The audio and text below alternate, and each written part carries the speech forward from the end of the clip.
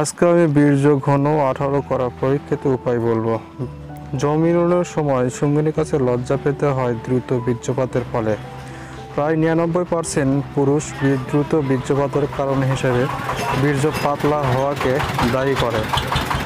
বীর্য ঘন করার অনেক উপায় বিভিন্ন বই পুস্তকে ও বিভিন্ন ওয়েবসাইটে পাওয়া যায়, তবে সবগুলো উপায়গুলো কার্যকরী নাও হতে পারে। বীর্য পাতলা হওয়ার কারণও বীর্য ঘন করার জন্য চিকিৎসা গ্রহণ করার আগে আপনাকে জানতে হবে বীর্য কেন পাতলা হয়।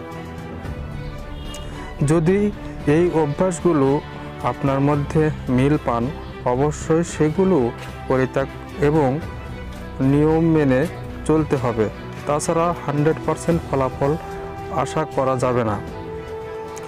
হস্তমৈথুন অভ্যাস, অনিয়মিত সহবাস, উত্তেজনামূলক চিন্তাভাবনা, পূর্ণ ভিডিও, চটি বই পড়া, অধিক হারে রাত জাগা, মাদকাসক্ত ইত্যাদি। চিকিৎসা নেওয়ার আগে নিজের সাথে মিলিয়ে নিন। বীর্য ঘন ও গাঢ় করতে ওষুধ তৈরি করে সেবনের পূর্বে আপনার যদি নিম্ন বর্ণিত সমস্যাগুলো থাকে, তাহলে দ্রুত ফলাফলের জন্য আগে এই সমস্যাগুলোর চিকিৎসা গ্রহণ করুন। পায়খানা নিয়ন্ত্রিত গ্যাস, বয়স কিশোর থেকে বৃদ্ধ পর্যন্ত সমস্যার দরুন দ্রুত বীর্যপাত, বীর্য ঘন, লিঙ্গ নরম, সহজে দাঁড়াতে চায় না, দ্রুত নিস্তেজ হওয়া ইত্যাদি। বীর্য ঘন ও গাঢ় করার ঘরোয়া চিকিৎসা। 1. কাঁচা রসুনের কোয়া।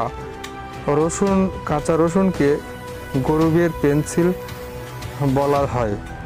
প্রতিদিন যে কোনো সময় দিনে 2 বার কাঁচা রসুনের কোয়া চিবিয়ে খাবেন। এতে আপনার লিঙ্গের মধ্যে রক্ত চলাচল বৃদ্ধি পাবে, ফলে লিঙ্গ শক্ত হবে, সহজে নিস্তেজ হবে না। বীর্যপাত ঘটার পরেও আপনি অনায়াসে সহবাস চালিয়ে যেতে পারবেন দীর্ঘ সময় ধরে। তাছাড়া কাঁচা রসুন বীর্য ঘন ও গাঢ় করতে সহায়তা করে।